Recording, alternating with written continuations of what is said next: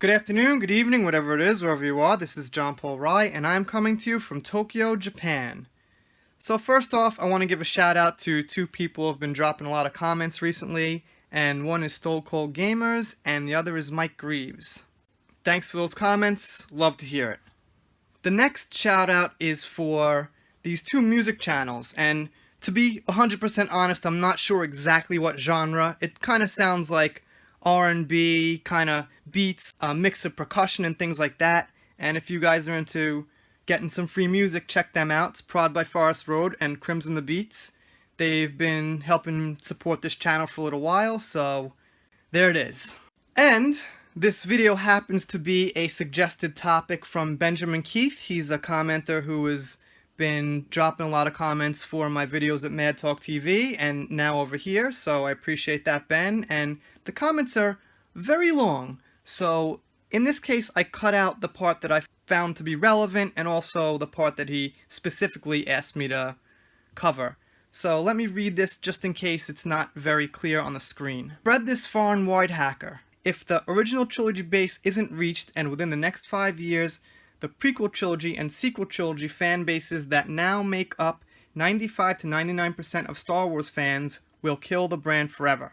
And if you disagree, I'd love an answer as to how it is different trying to justify the crap of the prequel trilogy versus the crap of the sequel trilogy.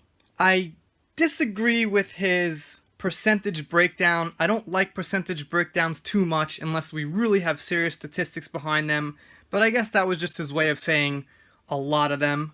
So not a big disagreement there, just I like being careful with statistics. And I do agree with his main point that if this doesn't get cleaned up with the next couple of tries, then fans are probably going to lose the willpower to fight and lose patience. And, you know, a lot of us are more serious than others. A lot of us have YouTube channels or blogs, or we're invested, and we'll probably be in the fight for a long time. However, we've only got so much energy in us. A lot of us have real lives and families, and life has to go on. So, yeah, it's going to have to get kind of patched up sooner than later. The next part of the question, if I read correctly, and I think I am, is he's asking to justify comparing what happened with the prequel trilogy and how people were dissatisfied with that, and now the sequel trilogy. And the thing with that is, I was 20 when episode 1 came out, and you know, when you see something in the theater for the very first time, you're not really fully absorbing it, and you don't like hate it the second you walk out of the theater. Some people did with The Last Jedi, but the point is, when I saw episode 1, you know, I was like, alright, it's pretty good. It's not until a couple of weeks later, or a couple of days later, I started to realize, yeah, that's some cheesy shit in there. But the thing was, it was more sold out to kids. I was more disappointed at the level. We have Kid Anakin, the Jar Jar goofiness. He pretty much is like Goofy, the Disney character, and it was just seemed like it was really for kids. I mean, aside from the very end with the lightsaber fight, even the, you know, battle with the robots wasn't really very tense because they were just robots, and Jar Jar was in there jumping around. And with the sequel trilogies now, it's a very different thing. It feels like there's agendas, and it feels like, you know, they have a very political correct cast very deliberately. And, you know, we have things like Rose Tico and Finn with their side quest and just completely wasting time, and the plot goes nowhere.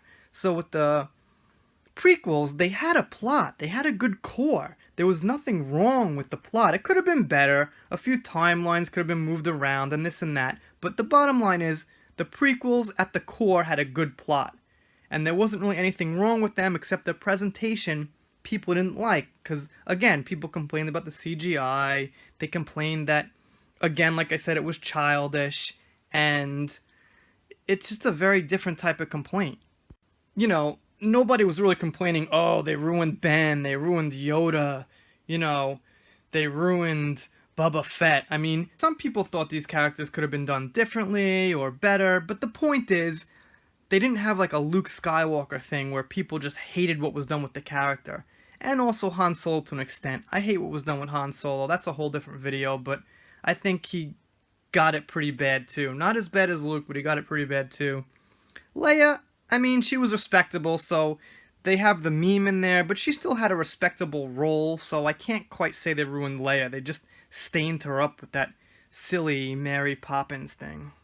So I'm not sure if that completely answers a question, Ben, but to sum it up, I think comparing the prequel trilogy and sequel trilogy are really apples and oranges, and they just have very different drawbacks and negativity to them.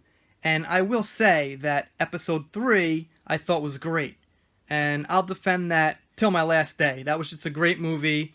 Yeah, there was one or two cheesy lines, and I mean, when Anakin first meets Grievous, it's pretty cheesy. What does he say? You're not as tall as I expected. It's just kind of cringy, and there's a little cringy thing at the end, I think, when Vader screams that no, and all in all, I think it was really good, and the good heavily outweighs the bad for episode 3.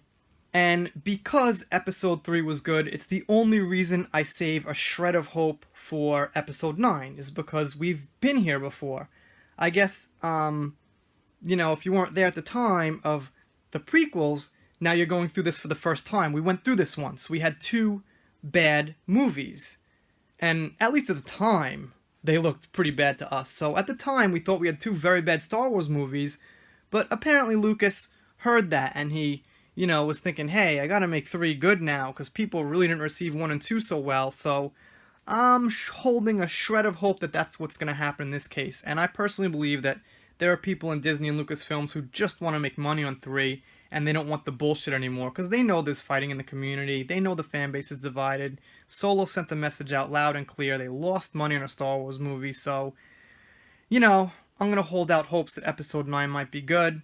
That doesn't mean I'm going to go run out and see it and see if it's good. I'm going to read full spoilers and reviews and make a critical decision whether I want to see it, but I'll hold out hopes for now. The last thing I want to sum up is the question I posed in the thumbnail: can the sequel trilogy be saved? And I think the answer in a one word is no.